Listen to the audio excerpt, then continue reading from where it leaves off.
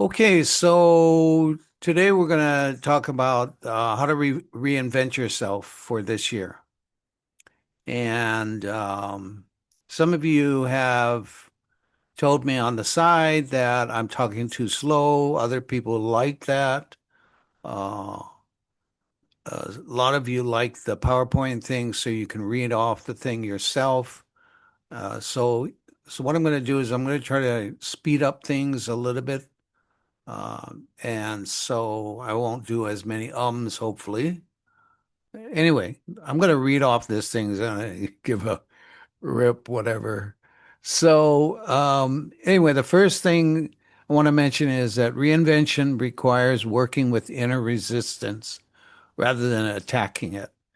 And obviously, this is kind of obvious. I think it's anytime you have any kind of resistance, you want to work with it rather than trying to plow right through it. The second point, the ego often acts as a protective force, not simply an enemy. Well, this is the whole basis for my book, and that is the ego, I believe, was given to us when we're born. And we use it to understand contrast in the world, to create that contrast, and we see that so that we can determine how we want to live our lives. Do we want to do it the same way as someone that we saw on TV or we saw on YouTube or whatever, or that's our father or that's our mother or brother? How do we want to act? That's the whole purpose of being able to use that contrast to make the decision of how you want to act and what you want to do in life. The problem is that most people will use that till they get old. As they get old, and what happens is that you're faced with competition and a comparison a lot. It's what I had mentioned before in other videos. You go to work and you say, "How come Joe is making more money than I am?" And I'm doing the same amount of work. Or you buy this really fancy car that you can't afford and you want to park it in the driveway instead of your garage because you want everybody to see it so they notice it. Well, that's a form of trying to impress other people, and that is the key to ego. Is are you trying to impress people, or are you trying to express who you are inside, this passion that you have? Last point, gentle partnership with resistance allows change to feel safer and more sustainable. Of course, it's logical. You want to work with your resistance. You want to work with it as soon as you see and have a idea that resistance is coming to you. You want to work with it to resolve your issues. Okay, so like I said, some of you like the PowerPoint, so you can go ahead and read it.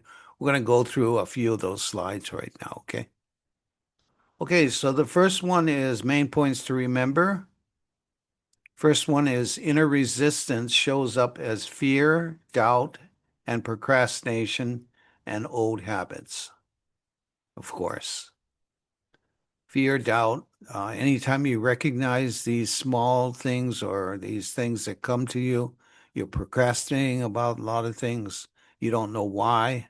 It's a time to sit down and analyze this and realize that you want to overcome these things because this may be something that has to do with your past, how you were brought up. And I want you to keep in mind that all the things in our past are gifts in a way, because no matter what you went through, whether you went through a traumatic situation, some people get stronger from that. Some people don't do as well. But that's the beauty of these experiences that we have.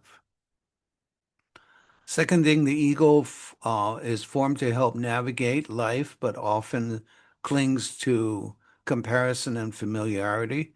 I mentioned this just a little while ago about this issue about the ego. Not going to go into it over again. If you want, just back up this video. And lastly, on this slide, real growth invites the ego into a new role instead of exiting it.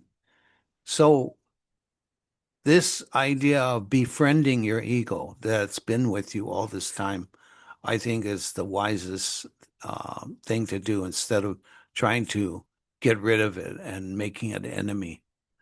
It'll always be with you, and we should love it for what it is. Okay, let's go on to the next slide. Common resistant patterns. Most people at our age now, I'm too old to start all over, which is untrue. I don't believe that anybody is too old to start all over. If you have been living through your ego, and if you've been living that life of comparison and trying to compete with other people, just not happy, or even if you're retired, you got your 401k already, doesn't mean you cannot seek out something that's fulfilling for your life. Second thing, I don't want to lose what I already have. You're not going to lose everything what you have. This is only an expansion of what it is. Thirdly, I don't trust myself to follow through.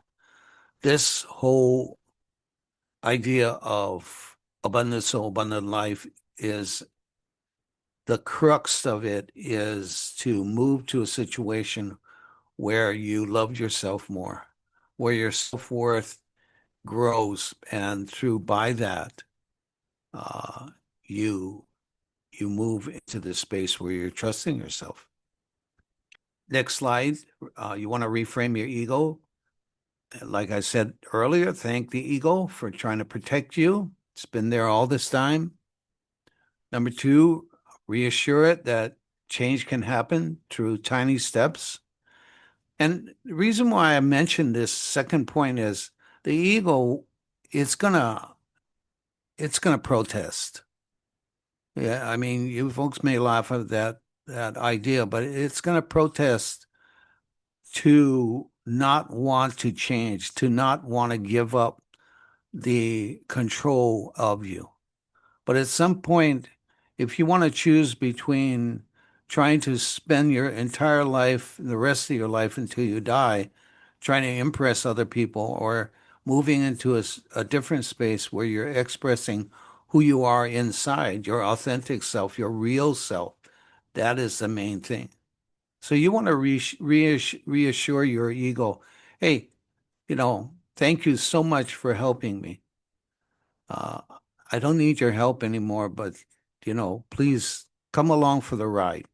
As I describe it as coming along for the ride as you're taking this journey on this unfamiliar road that not too many take instead of the superhighway where you're competing against everybody else. So the last point is to invite it in to walk beside you rather than to control you. What more can I say than what I've been saying? That's exactly what it is. Next slide, practical processes. I want you to notice the resistance when it appears and ask what fear sits underneath it. Look in your past.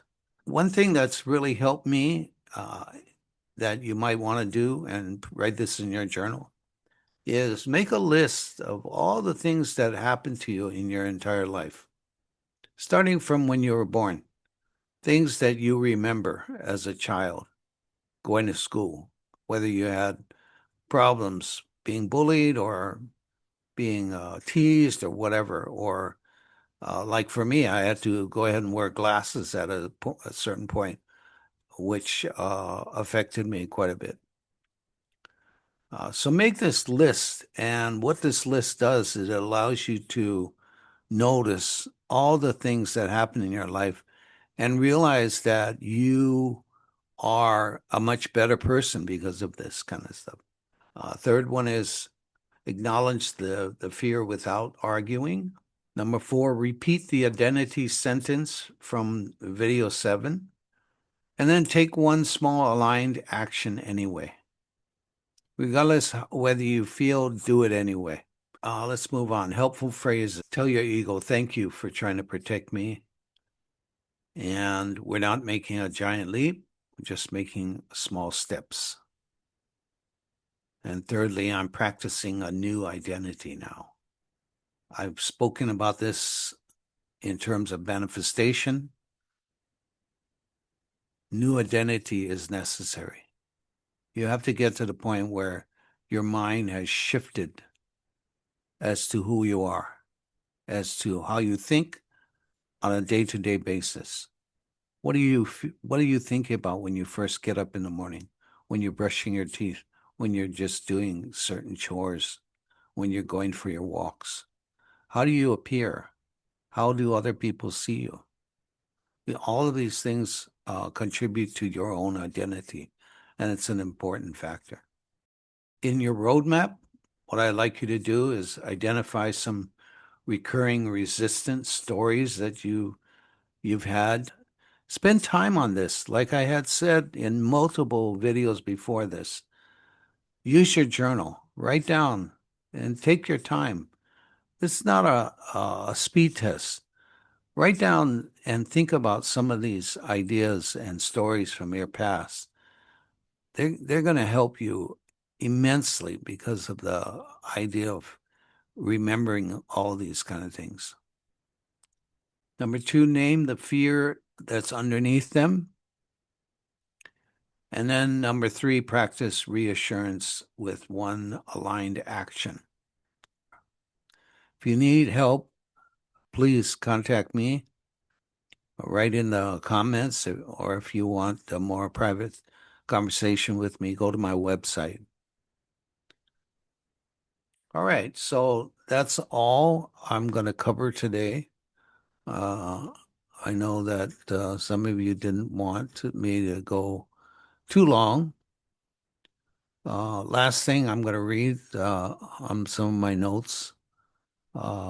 Just remember that reinvention can be gentle. Resistance does not mean failure. I think that really is an important idea, that any kind of resistance you have is not a tantamount failing. It is a signal for us to, or an opportunity for us to change. And lastly, the ego can become an ally in growth. I have spoken about this throughout this video, and I believe it's true. Anyway, so again, you haven't picked it up, go on the bottom of this description and go to that. You can get a roadmap worksheet for this entire 12 video series, and you can see what's going on from that. Okay? Thank you for being here. Thank you for listening to these kind of things and having me rattle on. So, okay. See you next time. Bye.